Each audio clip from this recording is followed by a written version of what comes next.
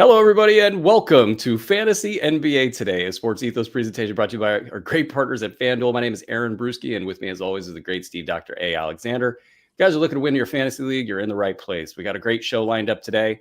Looking ahead to tonight's slate, helping you identify top streamers. Did I read this already? What to watch for and who you should consider selling high. Quick shout out to all of our listeners. More and more of you guys keep tuning in. Thank you guys very much, whether you're new to the show or a longtime supporter. We are certainly glad you're here. We don't have a ton of news because we hit most of that in the last show, but almost more of a PSA. Victor Wembanyama is not on the injury report, but it actually wouldn't be a surprise if they sat him on Friday as he's returning from a calf strain, and maybe they kind of went a little early on it as far as their master plan with him goes. Just something to watch for. We don't have any news there. And then tonight for the Oklahoma City Thunder, Isaiah Hartenstein and Jalen Williams are sitting out in the first leg of this back-to-back, so Isaiah Joe's back, but we might actually see Chet Holmgren sit out on Friday, and maybe top 5 NBA basketball player Jalen Williams. Maybe he will get a rest in that game as well. So just some things to watch for. We got a big slate tonight, Doc, so we're going to jump right into it. Let's get into some streamer action. 12 games tonight. Kick us off. Who do you like? I don't know if he's still available in leagues or not, but Anthony Black should be probably rostered everywhere, especially now that Jalen Suggs is hurt. Franz Wagner is out for Orlando. They're playing the Nuggets tonight. His last game alone on Saturday against the Knicks, he had 12 points, 8 rebounds, 4 assists, a steal, 2 blocks, a 3. He only hit 5 of 15 shots. But in the month of December, he's averaging 13 points, 8 boards, and 5 assists to go along with a block and a steal and almost a 3. So Anthony Black, I think, should be rostered, but if he's not, he's a good play tonight, I think. Yeah, I mean, if you would talk about Anthony Black all the time, if he's a rest of season guy, if he's above the cut line, what's up with the foul shooting? But at minimum, he's a great streamer and should be in most lineups tonight, I would think. Even on a busy night, he should be in most lineups. I will take us to the Time Lord, Robert Williams. And this one's got a caveat. He needs to be playing, so keep an eye on the injury report. But, he's going to play in Sacramento, and Sacramento's not a good basketball team. And Robert Williams could completely clean up in a game like that. I also like Malik Monk. If you guys have not picked up Malik Monk, I think when they trade DeMar DeRozan at some point in time here in the next 3 to 4 or 5 weeks, that Malik Monk will have either top 50 or top 100 value, something in that range. Assuming they don't trade him as well. But I don't think they can because I think they've slandered his reputation around the league. Doc, who do you like next? Well, Tyler Hero is not playing for the Miami Heat tonight, and you know what that means. That means fire up Davion Mitchell again. Mitchell's been pretty okay this season, right? Like, he hasn't been a headliner. He hasn't been a must-own guy, but he's been pretty good. His last game, he had 12 points, 4 boards, 4 assists, 2 steals, a block, 2 threes. Like, that's kind of fun. And in December, he's averaging almost 11 points to go along. Why am I getting pop-up ads? He's averaging almost 11 points and over 8 assists in December alone to go along with a steal and 1.43. So no Tyler Hero out there. I think you rolled Davion Mitchell tonight. Great FanDuel play. Yeah, and Mitchell finally kind of getting his own late round cred. He's a top 115 guy on a per game basis in 9 cat leagues. He's getting you 10 and 8, 3 rebounds, 1.3 steals. Doesn't shoot the free throw much, not doing great from the foul line, but he doesn't shoot it a lot. He doesn't turn you over. Or doesn't turn it over. And then he's got your 1.3 or probably 50% from the field. So he's doing the job. And assists are so hard to find on the waiver wire. So that's actually, almost standalone value. So great job, Davion Mitchell. And they're a little concerned about Tyler Hero in Miami. He's saying all the right things and kind of the situation isn't as dire in terms of reporting. Like he'll say, I think, we're just going to play it a little safe here. But I don't think they know how bad this toe injury is. He probably should have rested a few more games. They went back out. He aggravated it, Doc. Didn't re-aggravate it. I remember who my old boss was. Yeah, so Davion, or probably Davion and even some of his teammates are possibly in for a bump here. I will take us to San Antonio, where the San Antonio Spurs are set up for a letdown game against the Washington Wizards. But I actually like one of the Burrito brothers in this game, and it's probably because he's playing his brother. It's Julian Champagnie. He's one of 3 or 4 players for San Antonio that can pop off at any given time. We like these guys when somebody's out and missing, and we don't have any a report on Wemby here for this game. So I don't know if that's a factor here, but it's the Wizards, right? So like, what are we doing here? I think the San Antonio Spurs could easily play well. It could be a close game, so maybe the game stays in contention and everybody does what they need to do to get their stats. But at any rate, Julian Champagnie's been playing well and a little bit quiet lately. So I like him to get back and get right, possibly against his brother. Doc, who do you got? Well, no, the other thing with the Champagnie boys, I know, like, if my team was playing my brother's team, I would get fired up for that game, and I would want to try to go off. So I think both Champagnie boys are going to be highly motivated tonight. Their parents are probably going to be there. They'll probably be hyped up a little bit on TV. So I think that's going to be a fun matchup to watch, and I hope they both get tons of minutes and they both play well. I'm going to go with Chris Dunn for my third guy. James Harden is out for the Clippers, which is obviously concerning. Dunn has not been spectacular, but he hasn't been bad. He gets 26 minutes a night. He got 27 on Monday. He may get even more minutes tonight with no Harden. We'll have to see. But 17 points, 3 triples, and 5 dimes in his last game. He can get you steals. He's averaging 1.7 this month. He gets you threes. He can score a little bit, and he's a decent assist guy. So Chris Dunn, I expect to have a nice game tonight. And then maybe, just maybe, Bogey Bogdanovic will do something with James Harden out. But I don't know that I would take that one to the bank. As long as he's healthy. If he's healthy, I think it's a great spot for him. But we just never know if he's healthy or not. It's impossible unless you're like on the ground in Los Angeles to know that. I will take us to old friend TJ McConnell. And the New York Knicks have all sorts of players resting. They also are in a letdown position. And I don't know if that injury reporting was some sort of shot at the NBA Cup schedule makers. Like, we're going to put all these guys in the injury report after that extra game we had to play, and we're not going to raise a banner. I don't know. But anyway, TJ McConnell has been very slow lately.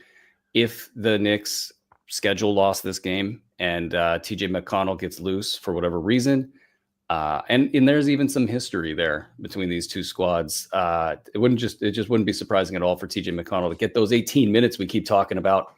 And in those 18 minutes, get like 15, 4, and 5 or something like that. So I would have him pretty high in my ranks for streamers here tonight. Doc, you got any honorable mentions on a 12-game Thursday night? I think Marcus Smart is probably a decent play. We know Austin Reeves is going to miss some time. And Smart is finally getting healthy again. Last time I watched the Lakers play, that dude hit like 8 3-pointers or something crazy. So I would not expect any miracles out of Smart, but if you want to roll him in a daily lineup or stream him, it makes sense with Reeves out. He's also shown some potential for some really big games. I forget what he had. It was like 6 steals or something, 7 steals earlier in the season. And with all those players out, they're definitely going to need him to do that or something close. So I like the upside there with Marcus Smart. And then I'm just going to shout out Justin Champagnie. I mean, you could put him at the top of this list if I was considering him just a streamer, but I'm not considering him just a streamer. I'm considering him a must roster player, though tonight will be pretty interesting to see. We get Bilal Coulibaly coming back, and that with Alex Sarr, it takes away some of those easy rebounds that Champagnie's just been coasting to getting.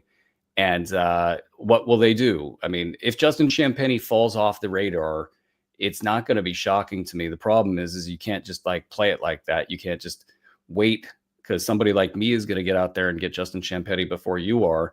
And when Justin Champagnie gets his 20 plus minutes per game, he's locked into late round value no matter what. And if he gets 25 to 28 minutes per game, he's getting to the top 75 range. And you could go check out the B150 to see where I have him rated for the rest of the season. So Champagne, huge upside guy. And before we dive into what to watch for tonight, and while you're taking a moment to add some of these streamers we just talked about, it really helps if you guys subscribe to the Fantasy NBA Today podcast and the Sports Ethos YouTube channel. You can also drop a thumbs up on this video and leave us a comment as well. All of that is extraordinarily helpful in today's day and age of algorithmic production or something. I don't know. Doc, what are you watching for tonight? You know, Brew, I was just thinking if 30 deep was a daily lineup league, I'd be able to play Alex Sarda tonight. But as it stands, I get to sit here. We're the gripes and I've been watching him in my lineup for 2 weeks now, not play a single game, and now he's going to play, and he's going to be sitting on my bench for the rest of the week. So you do what I did, and I put Anthony Edwards in, just fantastic, hoping he gets a game. All right, I'm going to watch the Magic play the Denver Nuggets tonight, Brew. This could be a sneak preview of a finals matchup if Oklahoma City ever loses again, and if the Magic get everybody healthy and on the same page.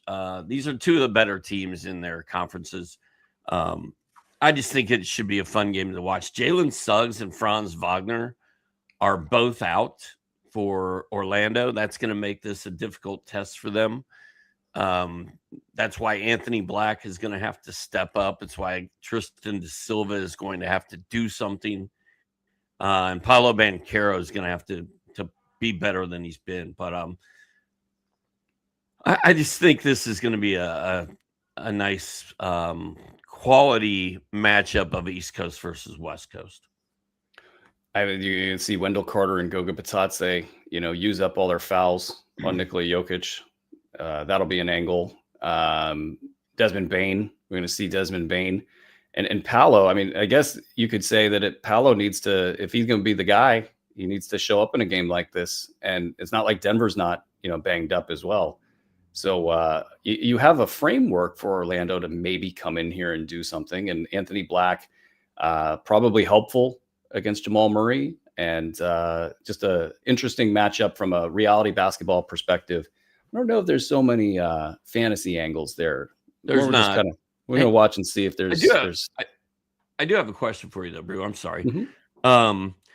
In the Q&A with Dr. A yesterday, somebody asked me if I would drop Wendell Carter Jr., who was the worst player on his roster, to pick up a hot free agent. And I said yes. I was like, WCJ is a guy I want.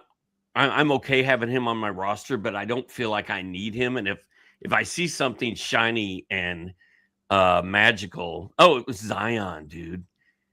Would you drop Wendell Carter Jr. to pick up Zion, who got dropped in his league? I said, yeah, I would do it. You would pick up the Zion. I think so, because I would cut Wendell Carter Jr. to for pick like up anything with a pulse.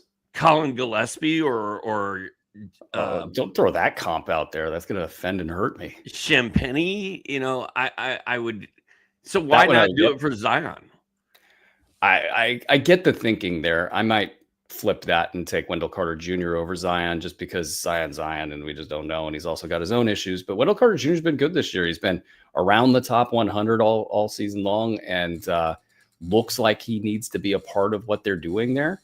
So I'd be happy to hang on to Wendell Carter Jr. instead of Zion there. But I am with you in the sense that, like, guys, when the next shiny thing comes through, you got to grab that. You got to grab it, move on. My thinking is if Zion does decide to play for a week before he gets traded or whatever, you can turn around and flip Zion. You can trade Zion for a name because Zion is a name. There are people out there who will give you something for Zion. I don't know. It just seemed like you're onto something with that. Like if you were a really aggressive trader and you had a league that trades a lot and you were able to do that, I think there's an angle for that. Somebody's gonna give you something good for Zion. It is what it is. They're just gonna do it. So I see what you're thinking there, Doc. Yeah, I don't know. It's good stuff down in the rabbit hole there. I'll talk about Utah. I mean, we just kind of got the it would have been a lot more interesting had this not happened. And it's the Lauri Markkanen's missing tonight's game. And so we're going to be looking at Kyle Filipowski. But now it's more of a, well, you better do something big, Kyle, instead of a, hey, how's this going to keep on going, in reality land? Because, Lauri Markkanen's not exactly leaving, at least yet. So I'll be watching that, and I need to see a good line out of him, and I just need to see the deployment. We're going to see the last Kevin Love, less use of Nurkic. Nurkic didn't play in the last one. Kevin Love got benched. Do they come back? Do they play more? It seems likely that would happen because Lauri Markkanen is out. And maybe even the backup point guard position there where you've got Isaiah Collier and Walter Clayton, not yet productive enough for fantasy leagues, but, we're always watching to see what happens with those two players, because if they turn the page in Utah on some of the vets, these guys can come in, do some stuff. Clayton in particular has a pretty good stat set, but mostly it's the Kyle Filipowski show. You're going to be checking into Knicks Pacers tonight, Doc? I am checking in the Knicks Pacers. Knicks at Pacers. It's always a war. Some of the most historic Pacer games have been against the Knicks. And the Knicks are -4.5 at -110 over at FanDuel. I like the Knicks -4.5 at Indy a lot. The Pacers have only won 6 games. I think the Knicks just won the Cup, even though they're not going to raise a banner in that honor. The Pacers are healthy, though. This could be considered a trap game for the Knicks as well. Jay Huff is playing really well. He's healthy. Pascal Siakam, Benny Mathurin, Andrew Nembhard. All the Pacers, really, except for Ben Shepherd, are looking pretty good for this one. The Knicks, like I said, may overlook the Pacers, but because it's the Pacers, I don't think they will. And then the Knicks have got a ton of question marks tonight. So there's going to be a lot of opportunity out there for guys to step up. Jalen Brunson's playing. He's a Bulldog. He's going to go off. But Josh Hart, questionable. OG Anunoby, questionable. Karl-Anthony Towns, Mitchell Robinson, all those guys are iffy. So a guy like Jordan Clarkson is going to have to step up tonight. They need more from Mikal Bridges. Gershon Yabusele could actually do something tonight if Towns and Mitchell Robinson are both out. So lots of injuries to watch for between now and 7 o'clock, really, for the Knicks. The line I'm looking at, what's the line for this one? What's the old FanDuel got going for this line? I had 4.5. Is that not? You have 4.5? Is that right? Oh, 4.5 -110. Yeah. This is a classic take the Pacers game. At FanDuel. Yeah. Yeah. Was it over at FanDuel? Or we didn't know. Yeah. But it's a letdown game for the New York Knicks. This line feels like these guys are playing, at least most of them. I don't think you get more than 2 of them out. You would see this 4.5 points. I think it'd be more like 3 or maybe inside the 3. So we'll see how that all plays out. But yeah, Indiana, they need to win. I don't think they're giving up on their season just yet. They're in Indiana. I think if they rattle off like a couple 5-1s, get into the bottom of the playoff chase, and they can kind of salvage it from a organizational standpoint. Though we will see, that might not be actually true. There's a lot of stuff to watch tonight. So I'm definitely watching the Hawks if Trae Young plays. You're taking the Pacers +4.5, and I'm taking the Knicks -4.5. Is that correct? Oh, you're taking the Knicks. I didn't catch that. Yeah. Yeah. Okay. Cool. I've got the burrito. Knicks. Yeah. I bet a burrito on it. Yeah. That's and Doc's on a losing streak right now. That's not good. That scares me. 1. Well, you're on a losing streak in general this week. Oh yeah, I am a loser in real life. Yes, that is. Yeah, and I'm that I don't like, because eventually all of this stuff bounces back. So there's going to be a bunch of interesting stuff. Obviously, 12 games, you can't not have interesting stuff going on. But if Trae Young plays, that's definitely not must watch, but you gotta watch and see what's going to happen. The first game's always a mess. It's the second and the third game that really matters here. But clearly, we're all going to be knowing or watching, is there a sell high, here with all of these other guys that when he comes back? He had some interesting comments that he made. It felt like, I don't want to read too much into some quotes, but it felt like he understands that he can't just come in, chuck, and then have that all work out. So his comments were more or less, sometimes I watch this team and I think that they're doing just fine, and I don't need to come in and take a bunch of shots. And then sometimes when I see them struggle, I think I could get in there and help them. Another interesting thing is that Onyeka Okongwu has joined the shooters competition in Atlanta. So all the best shooters on the team have their shooting competition. Well, Onyeka Okongwu is a part of that shooting competition, and that's just another sign that he has added another thing to his game. So some more staying power for Onyeka Okongwu. But we'll watch that game. Just looking at some of these games here, the Clippers at Thunder is just funny because the Thunder are going to want to crush those dudes since they have their pick. You got Houston at New Orleans. So we're going to see the battle of offensive centers that can't defend with Alperen Şengün and Derek Queen. So, a little wizard match there. What else was piquing my interest here? I actually kind of want to watch Brooklyn. Not that it's anything interesting with the Heat. I just want to see if Brooklyn, if any of their guys there, Noah Clowney especially, can get going. And then what was the other one I saw? That ain't the Kings. Oh, Phoenix and Golden State. I want to see Phoenix and Golden State. I think the Warriors are, a game under 500. I want to see how they react and respond to that. You got Jimmy Butler, who needs to step up. It's the narrative and the storyline locally. So we'll see if he gets a little wild hair and decides that he wants to go off. And then in Phoenix, all of our favorite guys are in Phoenix, so we'll be watching that. Okay, shoot. I'm very curious to see if Trae Young plays and what happens to my man Jalen Johnson, because Jalen Johnson has rattled off 4 straight triple doubles, and we talked about it. Like, is this a sell high on Jalen Johnson moment, or is Trae Young not going to mess him up? And I don't know what the answer is. I don't think Jalen Johnson could play any better than he's played so far this season. Like, isn't he like a top 10 guy right now? Yeah. Top 10. And I forget exactly where I ranked him in the B150, but it's pretty close to that. It's screaming. It's like the updated B150. It screams so high. It screams so high. There's the one thing that's really interesting is this free throw shooting's up and above 80%. And I'm curious if there's less responsibility for him if he loses feel of the game, if he loses feel of the ball, and then stops hitting 80% free throws. Do you see a pretty massive decline? But I don't think that's going to happen. Like, I think he's going to just maintain. He's 23 of 24 in December from the line. Yeah, I think he's figured it out. He hasn't missed a free throw in 4 straight games. It's not been the case for him in his career. And so, these things can get iffy. It's a small sample size, a third of the season from the foul line.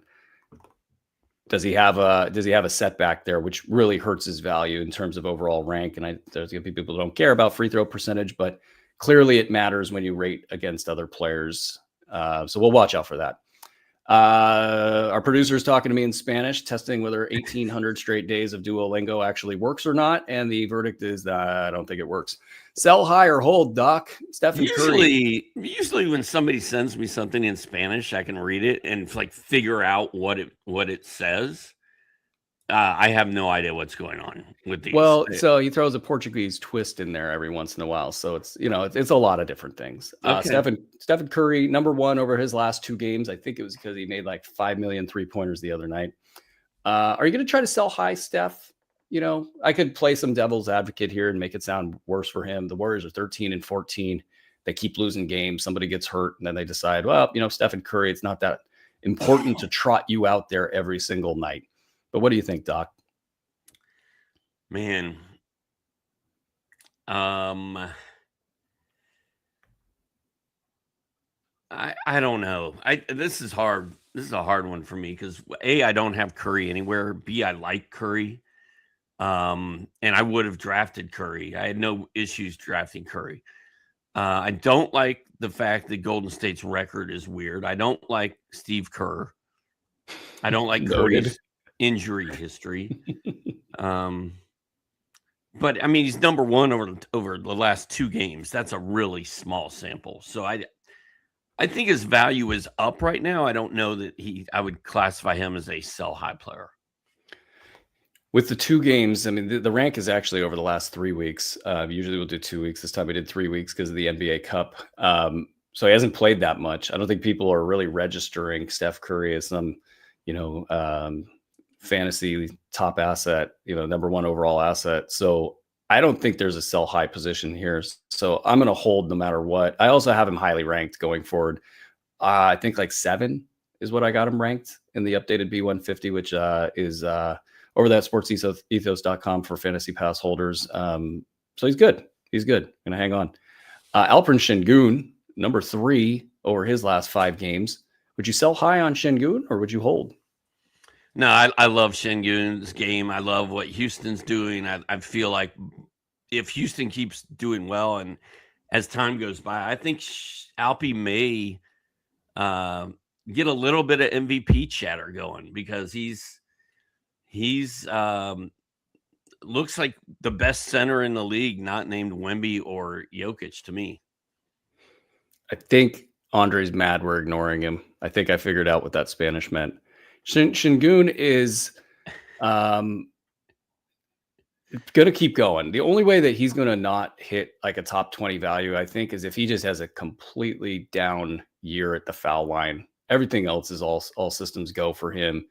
They have let him do whatever he wants on the floor. I am wondering if Kevin Durant is going to start demanding important shots late in the game, and if there's any sort of like friction there with that. And I kind of doubt there will be, but I think there will be some maybe swing of statistics toward Kevin Durant, because at the ends of games, you probably want the ball in Kevin Durant's hands a little bit more than they've given it to him. So, but that's small stuff. I wouldn't be selling high here. I'd be holding. What about Jay Huff? He's checked in as the number 26 8-cat player, so probably better in 9-cat leagues. 8-cat player over the last 8 games, a big sample. I mean, this is what we've been talking about with him all the time. He just talked about it, I think, last show. This is how quickly he can be good. So what are you going to do with this, Doc? Well, first of all, this is just redemption. Like, he got off to such a bad start. And after we had talked about him, like I talked about him literally all summer while you were rehabbing and all that. Like, I was just here Jay huffing my way around the course. And to see him actually come out and be effective and good is super fun. So I love that aspect of this. It seems to me like he can only get better. I mean, all this value, all this ranking and success is coming from 2 places. It's threes and blocks. He's not even a huge scorer or rebounder or anything else. So I feel like he could get better from here. I'm holding Jay Huff. Because the book says sell Jay Huff. I mean, he's got a knee issue somewhere in there. It was holding him back last season. He couldn't get up over 16 minutes. Have we heard about it this year, though? Nope. Not a thing. Not a thing. I mean, some of the low minutes at certain points in times earlier in the season made me wonder, like, is this a limitation that they're just kind of not going to go over a certain amount of minutes for him? But the minutes are up. Jay Huff has clearly solidified his role, at least at this iteration of the team.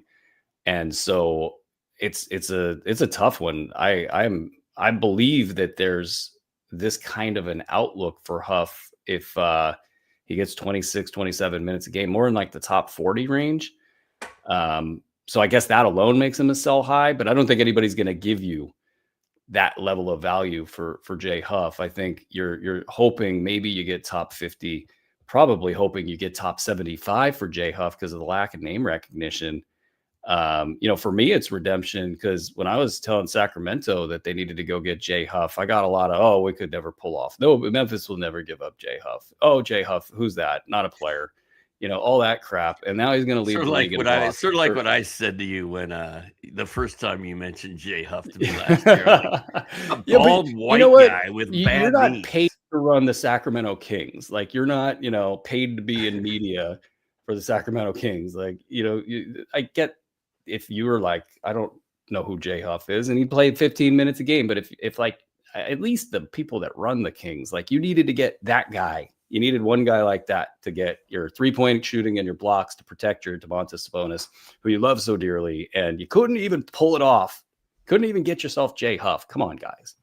But I would probably sell high and hate every minute of it, because I think you can only get a top 75. And if you're not getting top 75, I don't sell. I hold. Let's get to Keontae George. He's been a number 45 ranked player in 8-cat over the last 8 games. It's kind of what he's been all season, I think. Where are you at with Keontae? I'm a really bad sell higher, Brew. I just am. When my guys are rolling, I just roll with them. I'm not like, I'm terrible at trading my good players. I don't make trades very often.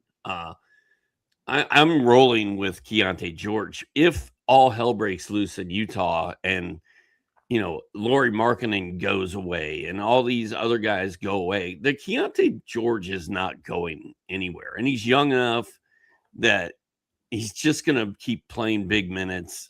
I don't know. I just feel like he's going to do this all the way until the end of the season. And I'm just sad that I wasn't higher on him coming in and did not see this explosion coming, because he's been nothing short of amazing.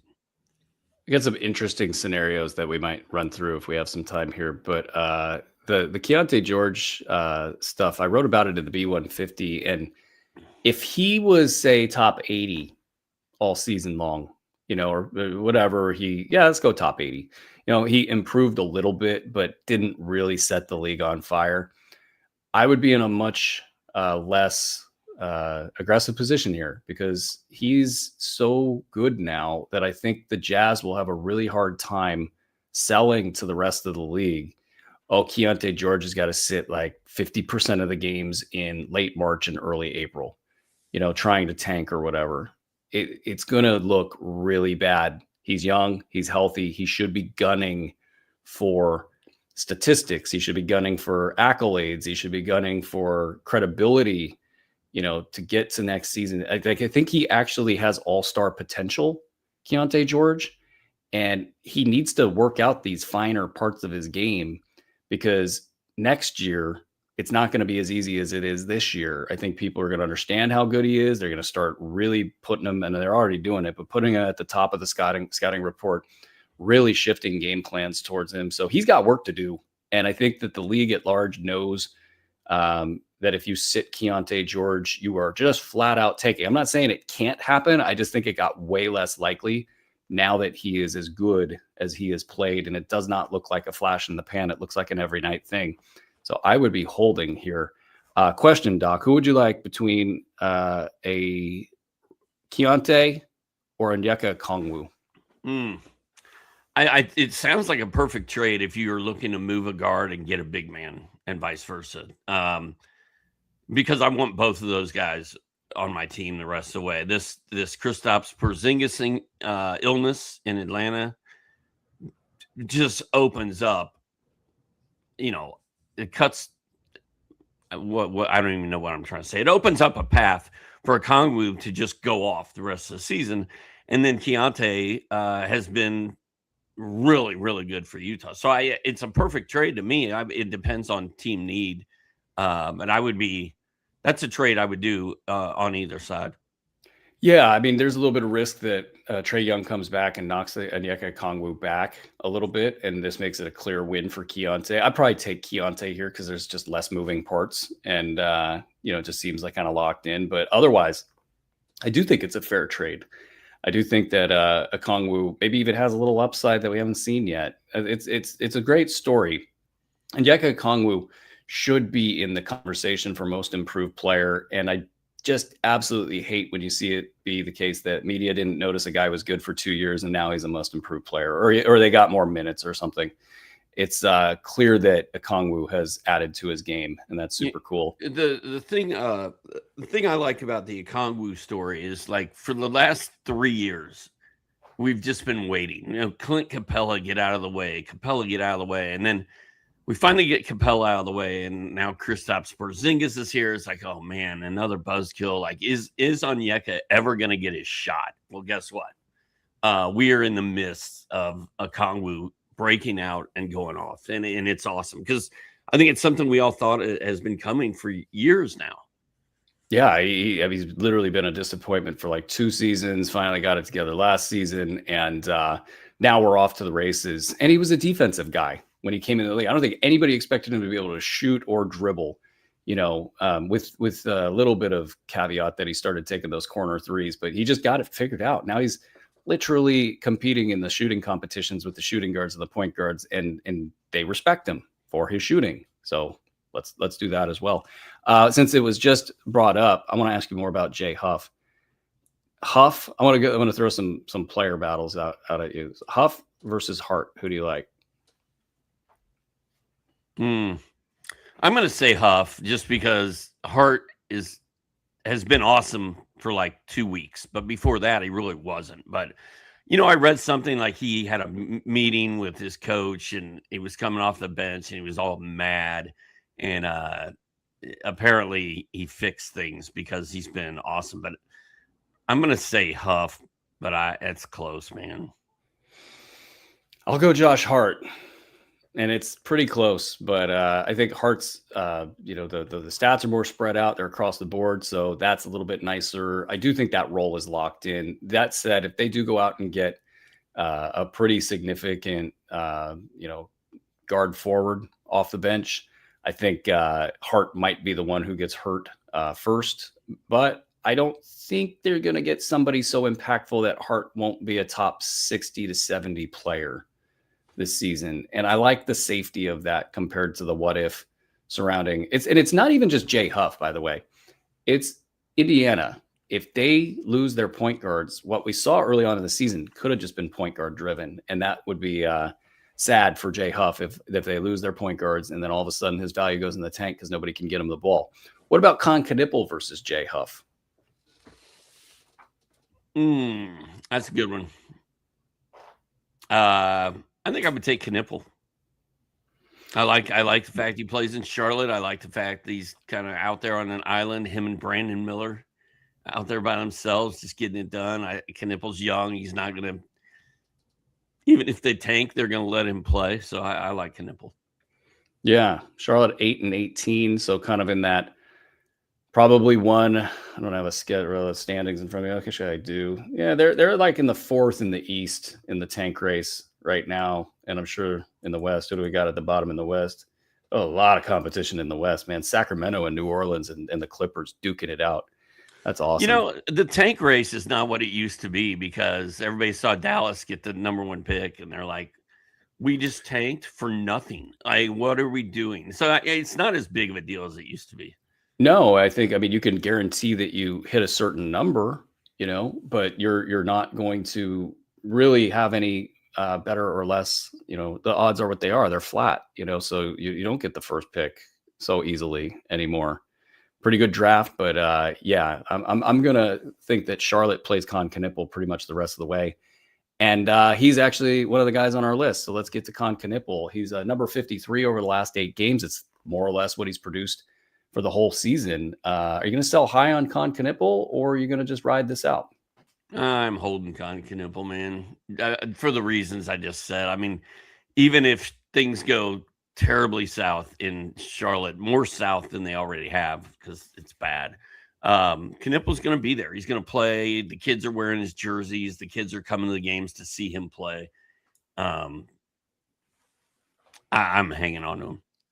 Let's go back up the ladder. Let's talk James Harden because he's not a sell high, but you got like Steph Curry we talked about. You got Alperen Şengün. These guys are doing pretty good lately. What about James Harden?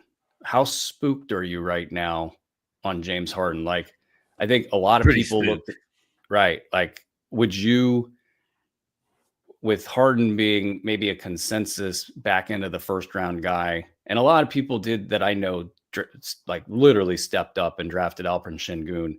I saw him getting drafted 7th overall, 8th overall, 12th overall. I don't agree with it. But people went for it. They thought he was going to be the guy. And so far he's kind of sort of been, not really, but at those levels. But now he's a number 3 guy over the last 5 games. I think people are pretty damn pro Şengün. Would you flip Alpi for James Harden? Would I trade Alperen Şengün to get James Harden? Mm-hmm. No way. So you think that I'm scared to death of James Harden right now. I mean, this guy has been a guy who gets stats in situations where, like let's say Kawhi exits stage left because he's just not going to give this season all of the rest of the game that he has left in his body. And it's just James Harden and Ivica Zubac out there just cruising every night, not really caring, but getting their stats, classic James Harden, back into the first round stuff. That doesn't wet the whistle, tickle the fancy. No, I guess not. What about Russell Westbrook? Number 46 over the last 7 games. I thought you were skipping Russ. You're doing Russ. Nah, I'm just jumping around. Russ is a sell high guy to me. I'm selling Russell Westbrook. I might keep him while Zach LaVine is out and let him rack up some more stuff. But overall, I'm okay with selling Westbrook. I like the fact that Westbrook attracts a lot of attention with his triple doubles. He attracts a lot of attention with his big name. Sometimes it's hard to figure out if he's a good fantasy player or a bad fantasy player, like whether he's helping you or hurting you. And I feel like I'd let him go off for a big game or two and then move him for somebody I could, lock into. Yeah, it's unfortunate for him. They have 4 really bad matchups for him coming up. They've got Portland, and then Houston after that, and then Detroit. So probably, if I had to guess, if Zach LaVine's coming back, it's for that Dallas game a week from now. But Portland's got a lot of athletes. Houston's pretty good defensively. Definitely Amen Thompson could shut him down. Detroit, good defensive squad. So I would be more inclined to make this happen now. I'm sure the stats are coming, but it's possible there's some ugliness mixed in there in these next 4 games. And right now, I'm sure people are asking the question, is Zach LaVine ever going to come back? Is Zach LaVine going to just suck the rest of the season? Trade deadline stuff. And Russell Westbrook has this uncanny ability to be the last man standing wherever he's at. So I would sell high on all of the optimism and knowing that there's probably some downside there with Russell Westbrook somewhere. And I don't know if they can trade him to a contender. That's another thought that I've been wondering about. Does Russ want out of Sacramento? And I kind of think he doesn't.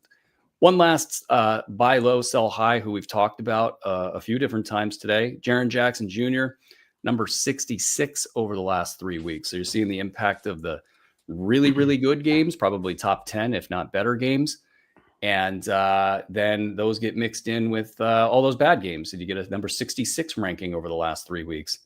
What would you do with that, Doc? What are you going to sell Jaren Jackson for? I think I'm holding him. I think, like we talked about when we talked about at the beginning of either this show or the previous show, I'm not sure which.